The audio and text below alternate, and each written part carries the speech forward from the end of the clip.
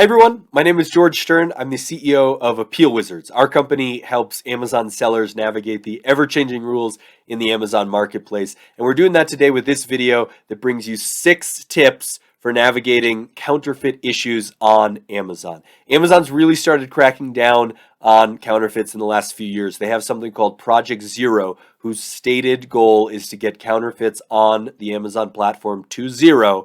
And so they're bringing down a lot of innocent sellers as they cast this broad net to try and do that. And we want to help you navigate that.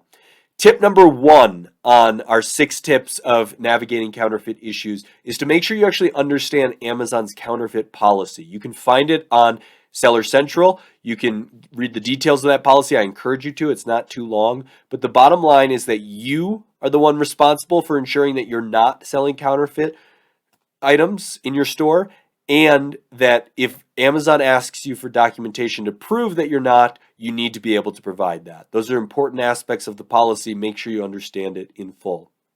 Tip number 2 is to respond to complaints right away if you receive them. So counterfeit complaints, intellectual property complaints, authenticity complaints can even be related. Make sure that you're taking action on them right away so that you can figure out what's going on, why you got the complaint in the first place, and see if you can get ahead of the issue before Amazon suspends you for it. And if Amazon does suspend you, it helps to show that you were proactive in the past. They're going to like that in your plan of action. You can include that detailed, and that will make it more likely that they're going to give you a second chance and let you back up and running. Tip number 3, if you don't know where your complaints are coming from on counterfeit issues, call Amazon. Use your Seller Central resources to get on the phone with Amazon and get answers. They can often give you the name of the brand that is filing the complaint, or at least some more information to point you in the right direction. And that's going to help a ton to figure out what's going on here and to figure out if you can be an authorized seller of these products. If you have trouble getting a hold of Amazon, it can be hard to do. Let us know. We can help you with that. We're happy to help sellers navigate reaching out to Amazon and getting answers from Amazon. Tip number 4, documentation, documentation, documentation. This is critical with authenticity complaints and counterfeit complaints, which we're talking about here.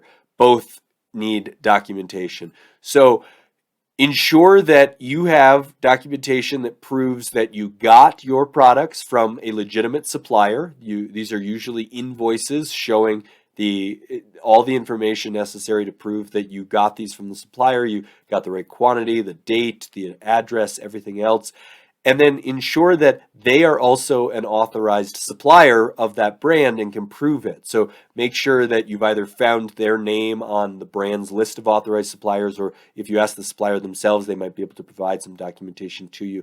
You're going to need that if Amazon comes asking for it. You might not need it right away when you're starting to list the product for the first time, but you will need it when Amazon asks, or they're going to assume that your products are counterfeit. Tip number 5, if you don't have documentation, do not fake it. We have seen this a lot, and we can tell you from experience, Amazon catches it every time, and they do not take kindly to people who faked documents in any way. You might have invoices that don't have all the right information on them. You just want to make a few tweaks. Don't do that. Amazon's going to catch it. They're not going to like it, and they're going to make it a lot harder for you to get back up and selling on the platform. We've helped sellers navigate that. We have gotten sellers up a lot of times who have been taken down for forging documents, but you're creating a lot more work for yourselves and us. So if you haven't already done it, don't do it. If you have already done it, let us know. You're probably going to need our help, and we're happy to help try and get you back up and selling. Finally, we come to tip number 6, which is if you do get suspended, make sure you have a really strong plan of action. Amazon's going to want to see that you get what you did is wrong, even if you weren't selling counterfeit items, but the brand thought you were because you had miscategorized it or you didn't have all the paperwork to prove it right away.